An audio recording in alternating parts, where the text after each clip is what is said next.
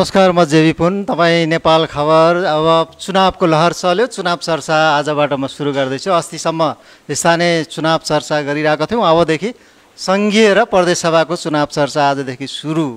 यो चाहिँ भिडियोमा के मसँग आज झापा क्षेत्र नम्बर 5बाट केपी शर्मा ओली पूर्व प्रधानमन्त्री तथा नेकपा एमालेका अध्यक्ष केपी शर्मा ओलीलाई हराउँछु भनेर मैदानमा चुनावी मैदानमा उत्रिनुभएका एकजना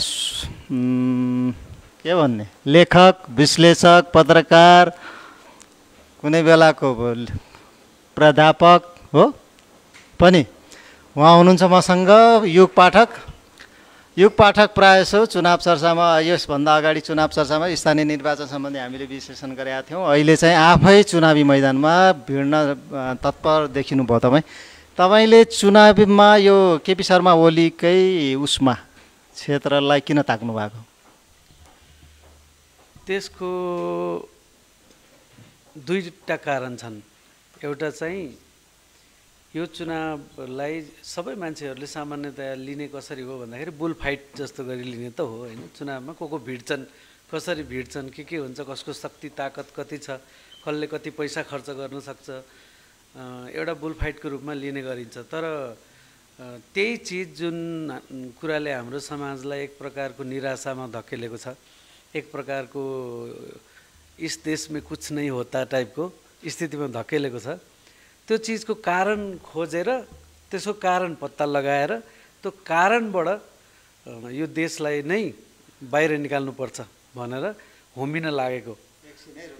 तपाईँले भन्दै हुनुहुन्छ के भन्दाखेरि म अब नयाँ चिज गर्छु अथवा समाज एउटा ट्रेडिसनल उसमा धारमा हिँडिरहेछ, परम्परागत संरचनामा हिँड्न खोजिरहेको छ, तर म त्यो ट्र्याकलाई चेन्ज गर्छु भन्दै हुनुहुन्छ। तर तपाईँ आफै नै फेरि त्यही परम्परागत संरचनाले एउटा निर्माण गरेको, तपाईँहरूकै शब्दमा विकृत पुँजीवादले सिर्जना गरेको पथलाई नै पछ्याउँदै हुनुहुन्छ भनेपछि त चेन्जेस त आएन नि त। अथवा त मैले भनेको के भन्दाखेरि तपाईँ चुनावमै होमिने हो भने त तपाईँले जुन नयाँ कन्सेप्टको कुरा गरिराख्नु भएको छ यसमाको तात्विक भिन्नता चाहिँ के हो? त्यसमा चाहिँ कस्तो हो भने त्यो तात्विक भिन्नता बिस्तारै ल्याउने हो। अहिले तपाईँ जहाँ उभिनु भएको छ त्यहीँबाट काम थाल्नु पर्यो। काम थाल्नको लागि यहीँबाट थाल्ने, अनि त्यसमा पनि कहाँनिर उभिएर थाल्ने त तपाईँसँग देशभरि कुनै एक ठाउँ रोज्ने तपाईँले पाउनुभयो काम थाल्नलाई, जहाँबाट थाले पनि पाइयो।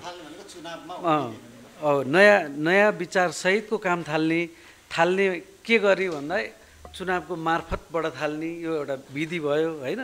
अनि त्यो पनि कहाँबाट थाल्ने त भन्दा झापा क्षेत्र नम्बर 5बाट थाल्ने, जहाँ हालका योभन्दा अगाडिका प्रधानमन्त्री, एमालेका अध्यक्ष, अनि हाम्रो अहिलेको परम्परागत राजनीतिमा भनिएको भाषामा स्वप्नदर्शी होइन, एकदमै पपुलर मानिएको नेताले जितेको ठाउँ, अहिले अब लड्नुहुन्छ कि लड्नु थाहा भएन होइन, उहाँले जितिरहेको ठाउँ त्यहाँबाटै थाल्ने। त्यहाँबाट किन थाल्ने भन्दा उहाँहरूले जस्तो खालको विचार पद्धति, यो तपाईँले संसदीय व्यवस्था अथवा राजनीति चुनाव गर्ने के गर्ने खालको राजनीति कस्तो खालको राजनीति हो भन्ने बारेमा एउटा लामो समयदेखिको डिस्कोर्स छँदैछ। त्यो विकृत पुँजीवाद हो कि के हो भन्ने होइन। तर यही प्रणालीभित्र पनि अथवा राज्य र जनतालाई जोड्ने उपाय खोज्ने, कहाँबाट खोज्ने त भन्दा तपाईँ सबभन्दा पहिला त यो प्रणालीभित्रै काम गरेर हिँड्नु पर्यो, थाल्नु पऱ्यो नि त। त्यो थाल्नको लागि यो प्रणालीभित्रको आजको निराशामा ल्याइ पुर्याउने पात्रहरूमध्ये आजको सबैभन्दा शक्तिशाली पात्र को भन्दा केपी ओली। त्यही भएर उहाँसँग भिड्यो भने नि मेरो विचार चहकिलो हुन्छ। तपाईँ केपी ओली शर्माको ठाउँमा कमरेड प्रचण्डको चितवनमा गएर पनि उठ्न सक्नुहुन्थ्यो होइन, तर त्यहाँ नउठिकन अथवा शेरबहादुर देउवाको सुदूरपश्चिममा गएर पनि उठ्न सक्नुहुन्थ्यो। काठमाडौँमा पनि गगन थापाको ठाउँमा अथवा अरू शीर्ष नेताको ठाउँमा, शीर्ष नेता उठेको ठाउँमा भन्नु खोजेको, त्यो ठाउँमा नगइकन केपी शर्मा ओलीकै ठाउँमा जानुको साङ्केतिक अर्थ तपाईँले अलिअलि बताइराख्नु भएको छ। त्यो साङ्केतिक अर्थ भनेको तपाईँले भन्न खोजेको के भन्दाखेरि ओलीको नेतृत्वमा दक्षिणपन्थ धार चाहिँ त्यतातिर लम्किरहेको हुनाले ओलीकै धारलाई च्यालेन्ज गर्न म प्रगतिशील, तपाईँले प्रगतिशील भन्नुहुन्छ आफूलाई, म प्रगतिशील धारको नेतृत्व गरेर त्यहाँ जान्छु भन्न खोजे हो। अब यसको पनि दुईटा भाषा छ क्या। एउटा भाषा हामीले आजसम्म बनाइरहेको हामीले मानिरहेको छलफल गरिरहेको डिस्कोर्स गरिरहेको भाषामा यही हो, तपाईँले भन्ने कुरा मिल्यो होइन। तर म चाहिँ त्यो भाषाको बक्सबाट पनि बाहिर निकाल्ने भन्नेमा छु। राजनीतिलाई त्यो भाषाको बक्सबाट पनि बाहिर निकाल्ने र त्यसलाई मैले के भनेको छु भने हामीले आजसम्म मानिआएको, हामीले अभ्यास गरिआएको विचार, त्यसले निर्माण गरेको भाषा, त्यसले निर्माण गरेको सत्ता, त्यसले निर्माण गरेको समाज, चरित्र, शक्तिको चरित्र, यो सब चिजमै प्रश्न गर्नुपर्ने बेला भएछ भनेर मलाई त्यस्तो लागेको छ। अहिले यो सब चिजलाई मैले एउटा नाम दिएको छु, अङ्ग्रेजीमा युरो कोलोनियल प्याराडाइम भन्ने नाम दिएको छु यसलाई मैले।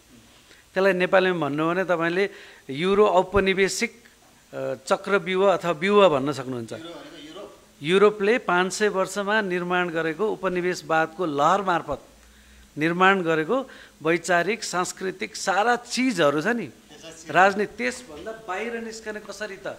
अब हेर्नुहोस् है, यस्तो यस्तो अनुमान गर्नु यो होइन, यो भनेको यो रक सलिड प्याराडाइम हो, एकदम 500 वर्षमा यति बलियो बनेको छ कि यसले होइन विज्ञान प्रविधिको विकास गरेर चमत्कार गरेर अब उनीहरूको यो प्याराडाइमभित्रको भाषामा त मान्छेलाई चाहिँ एकदम खराब हालतबाट समृद्ध र एकदम गरिबीको खतम स्थितिबाट मान्छेलाई एकदम समृद्ध र असल ठाउँमा सभ्यतामा ल्याइपुर्याएको भन्ने दाबी छ होइन।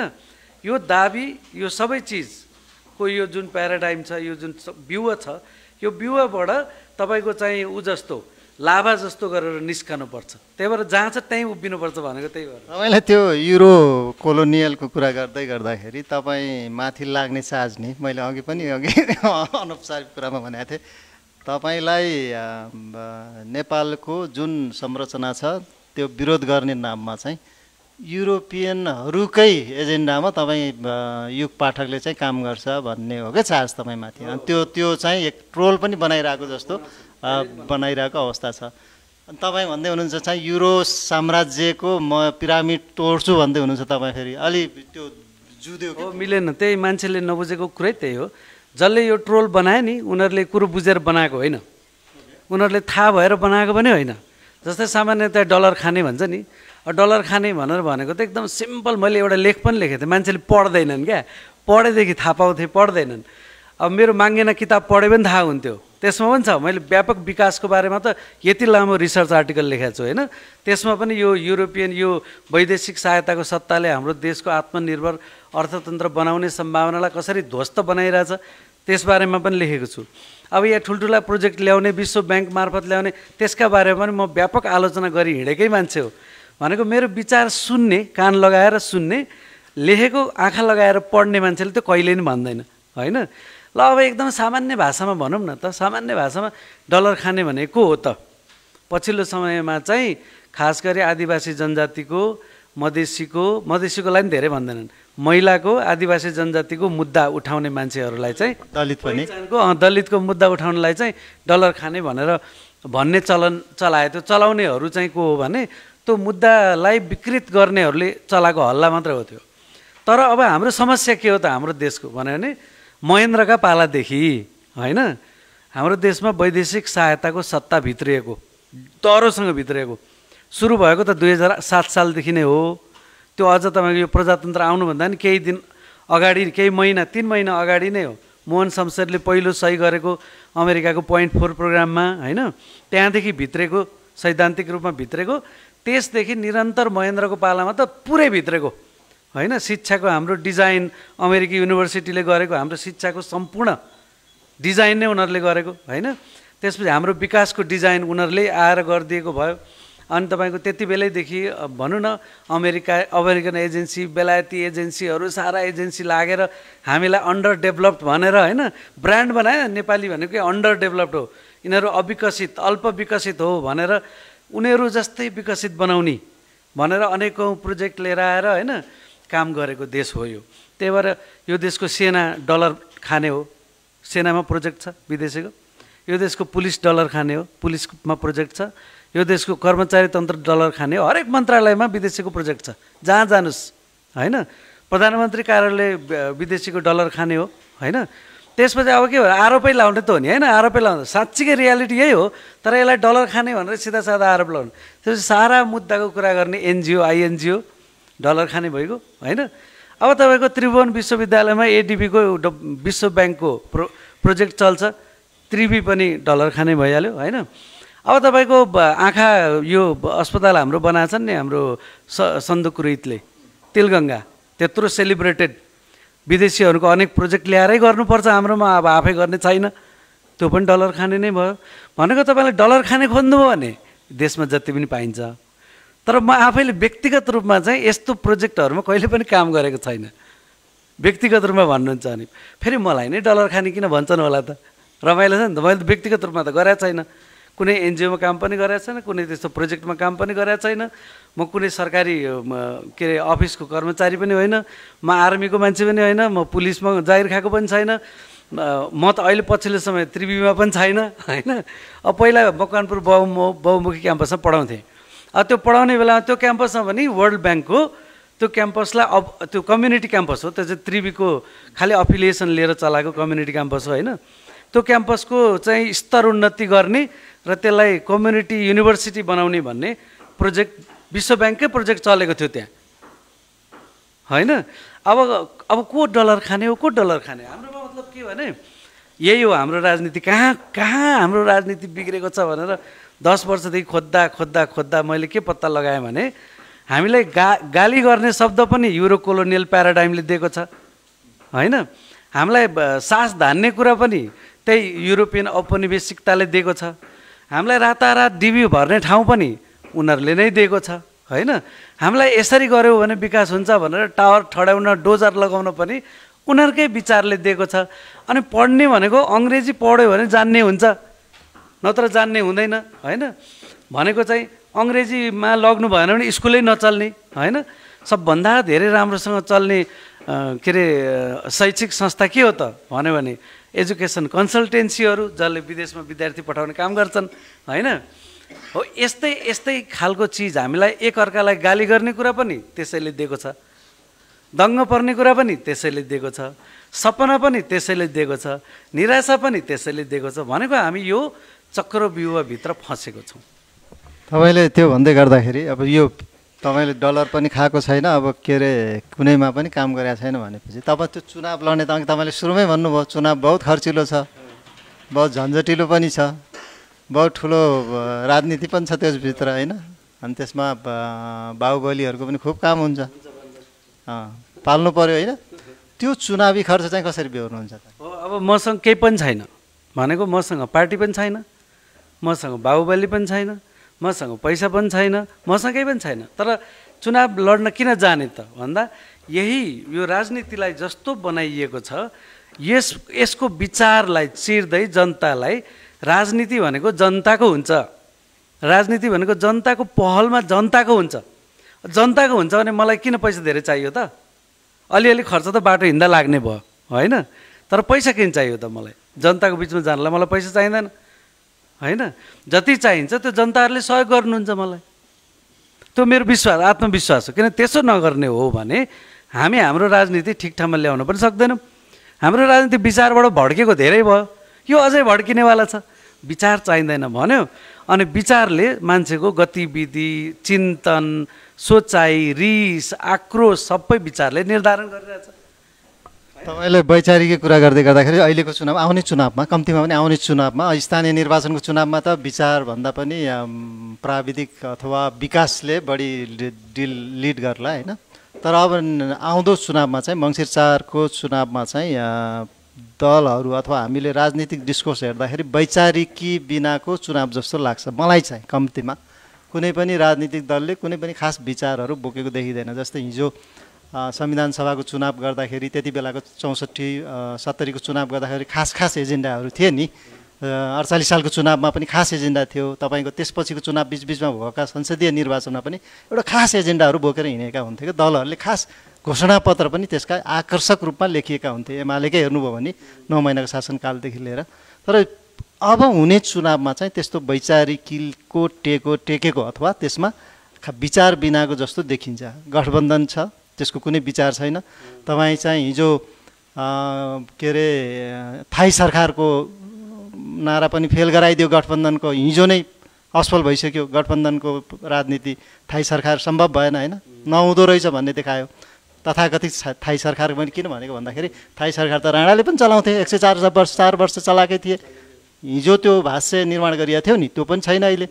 मैले भन्न खोजेको यो पृष्ठभूमिमा मैले भन्न खोजेको के हो भन्दाखेरि तपाईँ विचार भनिराख्नु भएको छ। तपाईँको अहिले विचार सुन्दाखेरि नि तपाईँ युरोपियन कोलोनियलको कुरा गरिराख्नु भएको छ र यस्तै विचार चाहिँ कमोबेस रूपमा इन्डियामा पनि चलेको छ क्या। भारतमा त्यसको लिड चाहिँ राजशासनले गर्छ क्या वैचारिक रूपले। के भन्छ भन्दाखेरि हिजो हामी कोलोनियल भयौँ होइन, अरूको अधीनको अरूको दिमागले निर्देशित भयौँ, परिचालित भयौँ, अरूको मगजबाट सञ्चालित भयौँ।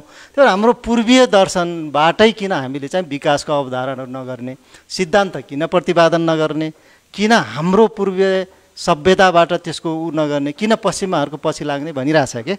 त्यो मोदीले लिड गरिरहेको छन् पोलिटिकल्ली। वैचारिक रूपले चाहिँ दार्शनिक रूपले चाहिँ आरएसएसहरूले चाहिँ त्यसलाई मलजल गरेको अथवा त्यसलाई दृष्टिकोण दिएको देखिन्छ क्या।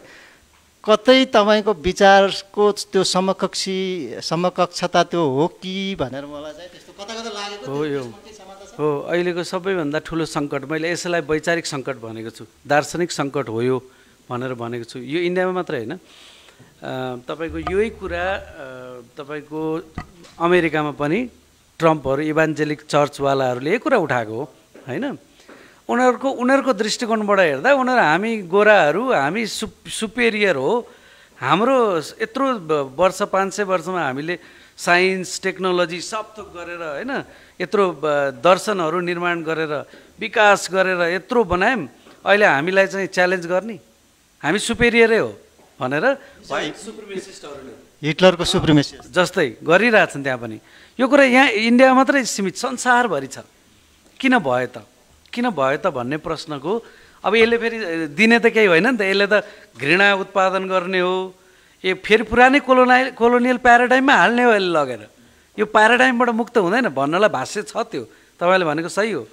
किनभने यति बेला चाहिँ हामी दार्शनिक सङ्कटमा फँसेको भएर यो सङ्कटबाट बाहिर निस्किने, यो निराशा यो हताशाबाट बाहिर निस्किने मान्छेसँग वैचारिक दार्शनिक औजार भएन। जस्तो एउटा मार्क्सवाद थियो, त्यो मार्क्सवादको दार्शनिक औजार लिएर हिँड्न खोज्दाखेरि पार लागेको छैन। यो अहिलेको सङ्कटको समाधान त्यो दर्शनभित्र हुन्थ्यो भने त मान्छे आरएसएसमा लाग्ने थिएन नि त होइन। अर्को लिबरल डेमोक्रेसी भन्छन्, लिबरलिजम भन्छन् होइन, यो उदारवाद भन्छन्। यसभित्रले पनि समाधान नदिएपछि मान्छे अर्को खोजिरहेछ। यहाँ मात्रै हो र, युरोपमा खोजिरहेछ, अमेरिकामा खोजिरहेछ, ब्राजिलमा खोजिरहेछ, टर्कीमा खोजिरहेछ, इन्डियामा खोजिरहेछ, नेपालमा पनि खोजिरहेछ मान्छे। त्यही भएर मान्छे तपाईँले भन्नु नि यहाँ विचारको कुरा कसैले गर्दैन, यो हाम्रै देशमा गर्दैन। किन गर्दैन त? त्यो गरेर केही हुँदैन भन्ने छ क्या। भनेर विचार कुरा गरेर के कसले सुन्छ भन्ने छ नि त। त्यो कसले सुन्छ भन्ने ठाउँ पुग्नु भनेको वैचारिक सङ्कट हो। हामीसँग भएको दर्शनहरूले काम गरेन भनेको हो। अब त्यसो भन्नको लागि तपाईँले इतिहासलाई त ल्याउनै पऱ्यो नि त। यो सङ्कट कहाँबाट आयो त भन्दा युरो कोलोनियल प्याराडाइम भनेको त्यही हो। युरोपले 500 वर्ष अगाडि सुरु गरेर पछिल्लो 400 वर्षमा चाहिँ एकदम गति दिएर संसारलाई यहाँसम्म ल्याइ पुर्यायो। तर त्यो गर्नको लागि उसले के गर्यो त भन्दा संसारभरि उसले उपनिवेश बनायो। सबै संसारको चिज सब लुटेर लिएर गयो। 1,25,00,000 भन्दा बढी अफ्रिकीहरूलाई दास बनायो। दासकै व्यापार एटलान्टिक महासागरमा गर्यो, ट्रान्सपोर्टेसन गर्यो, व्यापार गर्यो। अनि संसारभरि त्यसैको जगमा उसले इन्डस्ट्रियलाइजेसन खडा गर्यो, त्यसैको जगमा उसले पुँजीवाद निर्माण गर्यो। त्यो गरिसकेपछि हामीलाई दार्शनिक रूपमा भन्ने बेलामा चाहिँ एउटा एकदम सेनिटाइज गरेर पखालेको क्या, दोष जति पखालेको लोकतन्त्रको डेमोक्रेसीको परिभाषा ल्याएर दियो, मार्क्सवादको परिभाषा ल्याएर दियो। त्यो ल्याएर दियो, त्यसले खराब गरेको थिएन।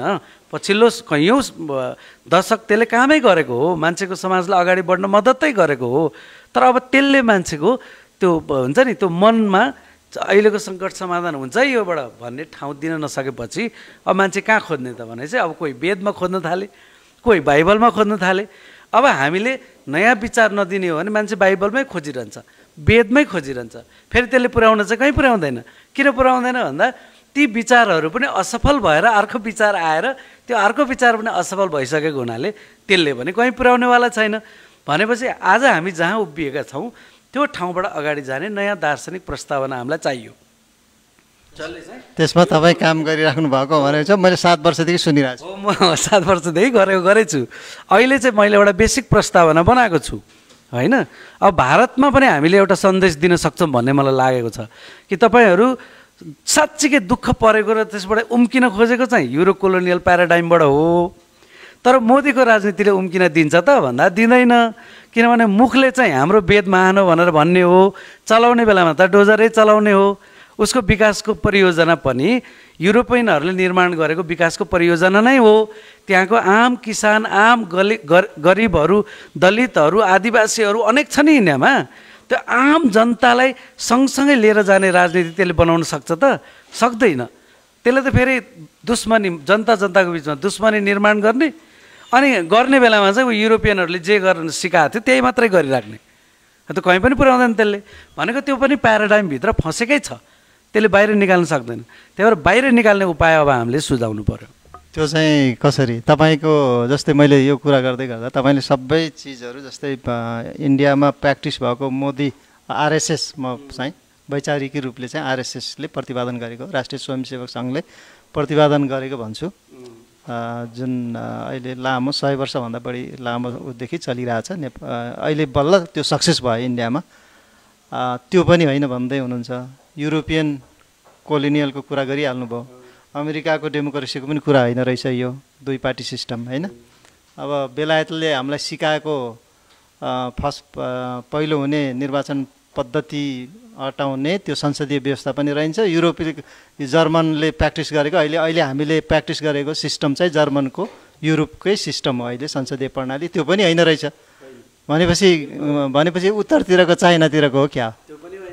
यहाँ एउटा नयाँ काम गर्नुपर्ने भएको छ। हामीले सबभन्दा पहिला यो प्याराडाइम चिन्नु पऱ्यो, किनभने यो प्याराडाइमभित्र हामी फँसेका छौँ भनेर हामीले थाहा पाउनु पऱ्यो।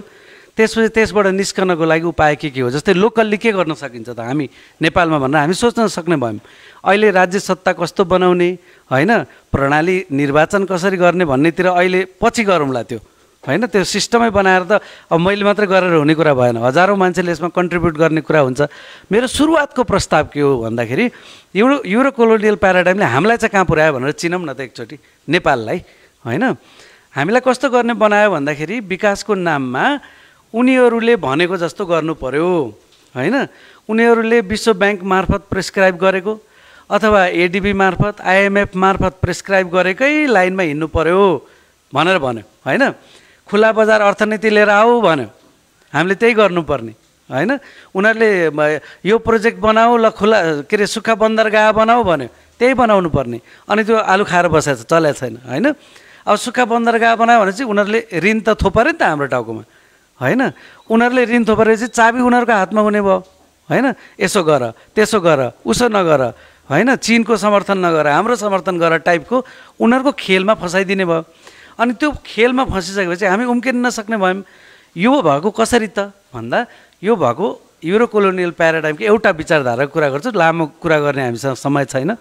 एउटा विचारधारा हेर्नुहोस् है, यो युरो कोलोनियल प्याराडाइमले बनाएको एउटा विचारले मान्छेको समाजलाई चरण चरणमा विभाजन गर्छ र के भन्छ भने तिमी अल्प विकसित हौ, तिमी विकासशील हौ, उता चाहिँ उनीहरू चाहिँ विकसित भइहाले होइन। त्यसको लागि उनीहरूले केही प्यारामिटरहरू बनाएको छ, यस्तो यस्तो भएको, यस्तो यस्तो भएको चाहिँ विकसित हो, यस्तो यस्तो यस्तो भएको चाहिँ अलि ठिकै विकसित हुँदै गरेको हो, यस्तो यस्तो भएको चाहिँ अविकसितहरू हो भनेर प्यारामिटर बनायो। त्यो प्यारामिटर बनाए यसो हेर्दाखेरि ठिकै लाग्छ होइन। किनभने त्यो प्याराडाइमबाट हामी शिक्षित दीक्षित छौँ, हाम्रो विश्वविद्यालयले हामीलाई त्यही पढायो, हामीले पत्र पत्रिकामा रात दिन त्यही सुनेको छ, त्यही पढाएको छ। अनि अब हेर्दाखेरि हामी कस्तो बन्ने, स्विजरल्यान्ड जस्तो बन्ने, हामी नेपाललाई कसैले भन्छ सिङ्गापुर जस्तो बनाउने होइन। अब हामी आफू के बन्ने भन्ने हामीलाई थाहा भएन। यो भनेको के हो भन्दाखेरि तपाईँ हामीलाई पास्टमा भूतकालमा लगेर लोकेट गर्थ्यो। उनीहरूले भन्यो उनीहरू चाहिँ हाम्रो भविष्य हो, हामी चाहिँ भूतकाल हो, हामी त अल्प विकसित भयौँ, हामी त भूतकाल भयौँ होइन। अब भूतकालबाट त्यो भविष्यकालसम्म जानको लागि तपाईँले के गर्नु पर्यो भन्दा उनीहरूले भन्छ हामीले भनेको जस्तो गर, किनभने हामी त पहिल्यै त्यहाँ पुगिसक्यौँ, तिमीहरू त अविकसित छौ, हामी त विकसित भइसक्यौँ, हामीले भनेको जस्तो गर भनेपछि उनीहरूले भनेको जस्तो गरेछौँ हामी पञ्चायतकालदेखि। उनीहरूले भने जस्तै अब सामान्य बाटोसाटो बनाउनु त एउटा कुरा भयो होइन। कसरी विकास गर्ने भन्दा केबाट पैसा आउँछ त्यही गर भन्यो, अनि विदेशी लगानी लिएर आऊ भन्यो अनि वैदेशिक सहायता लिएर आऊ भन्यो। हामी तिमीहरूलाई तिमीहरू अविकसित अन्धविश्वासी तिमीहरू के भन्छ परम्परावादी भएको भए तिमीहरूलाई हामी ज्ञान दिन्छौँ भन्यो। अनि हामी उनीहरूले भनेको मान्ने भयौँ। उनीहरूले भनेको मान्दा मान्दा मान्दा हामी यति भूतकालमा फस्यौँ कि हाम्रा बालबच्चालाई चाहिँ कहिले प्लेन चढेर त्यो भविष्य कालमा जाम टाइम ट्राभल गर्न मन लाग्यो क्या हाम्रो बच्चालाई बालबच्चालाई। त्यही भएर हाम्रो बच्चा स्कुलदेखि हुर्किने बेलादेखि सपना के बनायो त भन्दा टाइम ट्राभल गरेर अमेरिका जाने, भूतकालबाट भविष्यकालमा जाने। एकैचोटि कसले 50 वर्ष यहाँ लफडा गरिरहोस् होइन, एकैचोटि जाने भने चाहिँ हाम्रो तपाईँको स्वत्व त सक्यो नि त, तपाईँको वर्तमान काल त भएन नि त। तपाईँले आफूलाई कि भूत ठान्नु हुने भयो कि तपाईँ टाइम ट्राभल गरेर भविष्यमा जानुहुने भयो। तपाईँको वर्तमान काल नभएपछि तपाईँले आफू के गर्ने आफ्नो ठाउँमा भन्ने थाहा पाउनु भएन होइन। तपाईँ गडबडमा पर्नुभयो, आत्मिक रूपमा पनि गडबडमा पर्नुभयो, तपाईँ निराश हुनुभयो नि त। यो सबै बताउने तपाईँ बताउन होइन, यो सबै बताउन झापा जाँदै हुनुहुन्छ। त्यहाँ तयारी चाहिँ के छ त्यो? जब म फेरि चुनावको कुरा गरेँ, यो झापामा तपाईँले यो सबै चिज यो बताइराख्नु भएको छ नि अहिले, त्यहाँ चाहिँ कसरी बताउनुहुन्छ मान्छेहरूलाई, जनताहरूलाई, त्यहाँको तपाईँको निर्वाचन क्षेत्रको? म टोलमा गएर भन्ने कोसिस गर्छु आफ्नो कुरा, र हाम्रो समाजको आफ्नो जगमा उभिनु पर्यो भनेर भन्ने हो होइन। विकास गर्ने कुनै महापुरुषले ल्याएर दिने होइन। हामी मिलौँ न, हामी ल म नेता हुन आएँ, तपाईँ जनता हुनुभयो, एकछिनलाई तपाईँ जनता म नेता, एकछिनलाई म जनता तपाईँ नेता। अब कोलाबोरेसन चाहियो, त्यो राज्य र जनताको बिचमा कोलाबोरेसन चाहियो। हामी साँच्चै के गर्यो भने हाम्रो जनताको तत्काल उनीहरूले पाइरहेको दुःखबाट मुक्त गराउँदै अथवा त दुःखको भावनाबाट मुक्त गराउने एउटा दार्शनिक अभियान चाहियो होइन। दैनिक जीवनको दुःखबाट मुक्त गराउनलाई राज्यलाई के गराउने हो, जनता हामी सबै मिलेर गराउने हो। जस्तै मलाई त्यहाँको सांसद बनाउनु भयो भने यहाँ संसदमा धर्ना बस्ने काम मेरो होइन, त्यहाँ चक्काजाम गर्ने काम जनताको। ल भयोभरको सबै नेपाली जनतालाई विदेशमा पठाएर उनीहरूको रेमिटेन्स लिएर आएर अनि राज्य चलाउँछु भनेर भन्ने होइन। यो चक्काजाम गर्ने फेरि नगर्नु न कुरा। दुइटै काम गर्नु पर्यो, त्यो त जनताले पार्टिसिपेट गर्ने हो नि त त्यसमा। फेरि त्यो मात्रै होइन, जनताले र राज्यले मिलेर अब तपाईँलाई विकासको सामान्य परियोजनाहरू चाहियो, जनता र राज्य दुइटै मिलेर गर्ने। त्यहाँ त्यो लय बनाउनु पऱ्यो कि राज्य र जनताको बिचमा जोड्ने लय बनाउनु पऱ्यो। राज्यले विश्व ब्याङ्क सुन्ने, जनता नसुन्ने, अनि जनताले अमेरिका हेर्ने, आफ्नो माटो नहेर्ने। यो जुन छ परम्परा, यसबाट निकालेर जनता र राज्यको बिचमा एउटा जोड्ने कामको सुरुवात तलबाट भनौँ न, तलबाट ग्राउन्डबाट सानो राज्य सत्ता निर्माण गर्ने। यो तपाईँले यही भनिरहेको कुरा जस्तै तपाईँले यो बुझाउने कुरा, यो मैले चाहिँ त्यही 74 सालको सङ्घीय निर्वाचनमा जस्तै त्यहाँ जित्ने चाहिँ पूर्व प्रधानमन्त्री ओलीजीले चाहिँ 57,139 मत ल्याउनु भएको रहेछ होइन। यहाँ लेखिरहेको छु मैले। यो ओली त्यो वाम गठबन्धनको बेला थियो यो होइन। काङ्ग्रेसले 28,297 एक्लो लड्दाखेरि, फोरमको त लगभग 2,000 रहेछ। अहिले त वाम गठबन्धन छैन, तैपनि त्यो स्थानीय निर्वाचन केही सिनारियो देखिन्छ कि त्यति बेला एमाले 41,619 ल्याएर रहेछ होइन। होइन यो स्थानीय निर्वाचनमा होइन। नेकालले 22,022 लिएको रहेछ, माओवादीले 10,788 लिएको रहेछ, राप्रपाले 8,853 लिएको रहेछ कि। भनेपछि अहिले पनि एमाले प्रभावशाली नै फर्स्ट पार्टी नै देखिन्छ।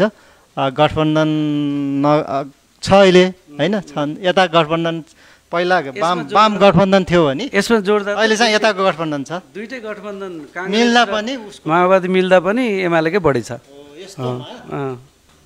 तपाईँको निर्वाचन परिचालन समिति यस्तो केही बन्यो भन्दा पनि हुन्छ। त्यहीँको साथीहरूले बनाउनुहुन्छ, यो हामी त नयाँ विचार लिएर जाँदैछौँ नि त होइन। नयाँ विचार लिएर जनतालाई आफ्नो स्वत्व उजागर गर्ने, आफ्नो धरातलमा टेकेर आफू के गर्ने भनेर सोच्ने, त्यो मिसन लिएर जाने हो नि त। निर्वाचन परिचालन कमिटी पनि त्यहीँको जनताले बनाउनुहुन्छ, आर्थिक सङ्कलन पनि त्यहीँको जनताले गर्नुहुन्छ। उहाँहरूको बलमा हामी यो आँकडाले जुन देखाइरहेको छ यो त पुरानो राजनीतिको आँकडा हो। हामीले कुरा गर्न खोजेको नयाँ राजनीतिको कुरा हो। नयाँ राजनीतिको त आँकडै होइन यो नयाँ राजनीतिको आँकडा त अब हामीले बनाउने हो। यस्तो संरचना छ होइन, दलीय संरचना त डरलाग्दो छ नि जालो। त्यो जालो चिर्न त गाह्रै होला भन्न खोजेको। पहिलोचोटि जाँदै हुनुहुन्छ, तपाईँको पार्टीकोमा होइन स्वतन्त्रबाट हो, त्यस्तोमा यो अप्ठ्यारो छ। अनि कुरा गर्दा गर्दा म यो स्वतन्त्रको कुरा आउने बित्तिकै अहिले त गजबको स्वतन्त्रताको अवधारणा पनि एकदमै गजबको आइरहेछ कि। बालेन शाहले जिते, उता हर्क साम्पामले जिते, उता काङ्ग्रेसबाट विद्रोह गरेको गोपी हमालजीले जित्नुभयो होइन। यो सबै हेर्दाखेरि अहिले एउटा लहर आएको छ नेपालको संसदीय इतिहासमा अथवा निर्वाचन प्रणाली भएका निर्वाचनका पुरानो 15 सालदेखिकै हेर्दाखेरि स्वतन्त्रहरूको एक खालको अस्तित्व त देखिन्छ त्यति बेलादेखि नै होइन, भोटिङ प्याटर्नहरू चाहिँ देखिन्छ। र पनि अहिले चाहिँ स्वतन्त्रको ठुलो हावा चल्यो क्या। यस्तोमा तपाईँ पनि अर्को स्वतन्त्र, फेरि यो स्वतन्त्रहरूको यो विविधता आएको छ नि। हिजो अस्ति सुमन सामी चिचाइराख्नु भएको थियो त्यहाँबाट होइन, स्वतन्त्रको फेडरेसन पनि बनाइराख्नु भएको छ उहाँहरूले। के हो यो ल भन्नुहोस् न। त्यो चाहिँ अब हो हामीले विचार हो कि यो टेक्निकल टर्म्स हो यो के हो? हिजो अस्तिसम्म म जो विश्लेषक भइरहेको थिएँ होइन, त्यो विश्लेषकको एङ्गलबाट हेर्दाखेरि स्वतन्त्र भनेको चाहिँ अहिलेको राजनीतिक दलहरूप्रतिको एक प्रकारको वितृष्णा छ। त्यो वितृष्णालाई चाहिँ जवाफ दिने कोही भएन, त्यसकारण व्यक्तिलाई के लाग्यो भने हामी जवाफ दिन्छौँ भनेर स्वतन्त्र हुने जतिले पार्टीलाई गाली गर्नुपर्छ, पार्टीहरू खतम भयो भन्नु पर्यो, त्यसकारण म स्वतन्त्र भएर आएँ भन्नु पर्यो होइन। त्यो स्वतन्त्रको त्यो खालको तरिका भयो। तर मैले भन्न खोजिरहेको चाहिँ एउटा फरक कुरा के हो भने यो कुनै पार्टीको या केही व्यक्तिको या केही नेताको समस्या होइन। मैले त्यसो भने होइन, फल्नु पार्टी फल्ना चिल्ना पार्टी सबै चोर, नेता जति सबै फटा भ्रष्ट, त्यसकारण कर्मचारी पनि भ्रष्ट, म एकजना मात्रै एकदम दुधले नुहाएको मान्छे हुँ, त्यसकारण म भएपछि सब ठिक गरिदिन्छु भनियो भने यो चाहिँ कस्तो हुन्छ भने यो मान्छेको आधारभूत कुरा नचिनेको जस्तो हुन्छ क्या। मान्छे भनेको चाहिँ आधारभूत रूपमा विचारले चल्ने प्राणी हो, अनि त्यो विचार अनुकूलको उसले व्यवहार निर्माण गर्ने हो होइन। यो अहिले हामी जुन वैचारिक सङ्कटमा फँसेका छौँ, यो सङ्कटमा मान्छेलाई कस्तो हुन्छ भने अलि धेरै जहाँ भेटेको बेलामा कमाइहालौँ होइन, जग्गा दलालीमा भेटिन्छ कमाइहालौँ, या धेरै गाडी बेचेर भेटिन्छ कमाइहालौँ, पैसा कमाएन भने केही अर्थ छैन। यो वैश्य युग हो, यो पैसाको युग हो, यस्तो खालको अनेक कुरा छ नि त। अनि यो कुराको बिचमा मान्छेलाई अनेक चक्रव्यूहमा मान्छे फँसेको छ। त्यसकारण यो चक्रव्यूहबाट बाहिर निस्किने विचारसहित हामीले डिस्कोर्स सुरु गर्ने भनेको चाहिँ तपाईँले त्यो विचारको तहमा एउटा नयाँ हस्तक्षेप गर्ने, सँगसँगै राजनीतिमा नै हस्तक्षेप गर्ने, वैचारिक हस्तक्षेप। त्यसले चाहिँ कस्तो गर्छ भने भोलि गएर तपाईँको जस्तै म स्वतन्त्र सांसद भएँ, अब त्यहाँ त पार्टीहरूको सरकार हुन्छ, पार्टीहरूको संसद हुन्छ, के त्यहाँ हस्तक्षेप गर्न सकिन्छ त एकजनाले भन्ने कुरा छ नि। हो, तपाईँसँग विचार भयो भने तपाईँले हस्तक्षेप गर्न सक्नुहुन्छ। तपाईँले यो कुरा यस कारणले गर्न जरुरी छ भनेर भनिसकेपछि पार्टीका मान्छेले पनि नाइ भन्न गाह्रो पर्छ नि। त्यसको लागि तपाईँले वैचारिक परिपाट मिलाएर भन्नु पर्यो, तर्क दिन सक्नु पर्यो, प्रमाण दिन सक्नु पर्यो, अनि हुन्छ, गर्न सकिन्छ। तर यो चोर भए, नेता र दल चोर भए, त्यसकारण म स्वतन्त्र हुँ भन्नु भनेको चाहिँ यो वैचारिक प्रणालीभन्दा बाहिर निस्केको त होइन नि त। यही वैचारिक प्रणालीभित्रको कुरा हो त्यो। यो वैचारिक प्रणालीभित्र चाहिँ म चाहिँ के दाबी गर्दिनँ भने म चाहिँ दुधले नुहाएको 24 क्यारेटको मान्छे हुँ भनेर अरू मान्छे चाहिँ कम क्यारेटका हुन् भनेर म चाहिँ दाबी गर्दिनँ। यो प्रणालीभित्र हामी सबै बाँच्न बाध्य छौँ होइन। हाम्रा सीमाहरू छन्, हाम्रा समस्याहरू छन्, कयौँ ठाउँमा कन्ट्राडिक्टरी पनि होला। मान्छे भनेको यस्तै हो होइन। अब यो वैचारिक चिजले निर्माण गरेको सत्ता, समाज, परम्परा, चिन्तन होइन, अब कस्तो हुन्छ भने विचारले गर्ने भनेको कस्तो। अघि मैले भनेको तपाईँलाई युरो कोलोनियल प्याराडाइमको एउटा सिम्पल उदाहरण दिन्छु क्या म। मान्छेलाई विदेश जानु परेको छ, अस्ट्रेलिया जानु परेको छ, अमेरिका जानु परेको छ। अब पहिला म्यारिज सर्टिफिकेट पेस गऱ्यो भने दिन्थ्यो, त्यसकारण कयौँ मान्छे फेक म्यारिज सर्टिफिकेट बनाएर गए।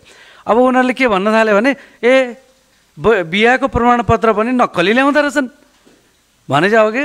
अब भद्रकालीको मन्दिरमा दाजु बहिनीको नक्कली बिहा चलिरह, नक्कली बिहा भइरहेछ। बिचरा पण्डित होइन, उसले उसको वेदको, उसको उपनिषदको, उसको पुराणको के होला नि त उसको। तर उसले के गर्दैछ, त्यो ऋचा पाठ गर्दै त्यहाँ नक्कली बिहा गराएर अनि सिन्दुर लगेर टाउकामा पर्ने लगाएर रोक रोक रोक यहाँ भिडियो नखिच उता होइन। अब मतलब यस्तो गर्नु मान्छे बाध्य किन भयो त? यो मतलब कस्तो नमिठो सुनिन्छ नि, बाध्य किन भयो त्यो? अनि यो चिजबाट बाहिर निस्कनलाई हामीले एउटा वैचारिक सहितको व्यवहारिक पनि यो गर्ने भनेर अगाडि जान त पर्यो त होइन। त्यो गर्नको लागि त तपाईँ त स्वतन्त्र भनेर अनि यही सिस्टमभित्र यही परम्परा यही पद्धति यही प्रणालीभित्र म चाहिँ अब्बल हुँ भनेर भन्न त कसरी सकिएला र भन्ने लाग्छ क्या मलाई। त्यही भएर स्वतन्त्र भनेर हुँदैन, विचारसहितको हस्तक्षेप चाहियो हामीलाई होइन। ल योगजी, तपाईँ हामी पाउने घन्टा जति कुरा गऱ्यौँ तपाईँको विचारसहितको स्वतन्त्र उम्मेदवारको बारेमा। तपाईँ केपी ओलीकै पूर्व प्रधानमन्त्रीलाई चुनौती दिन जाँदै हुनुहुन्छ। तपाईँ कति भोट ल्याउनुहुन्छ त्यसले त्यो भोलि नै देखिएला, तर त्यस अगाडि नै तपाईँलाई शुभकामना। धन्यवाद, धन्यवाद, एकदम धन्यवाद। धेरै धेरै धन्यवाद।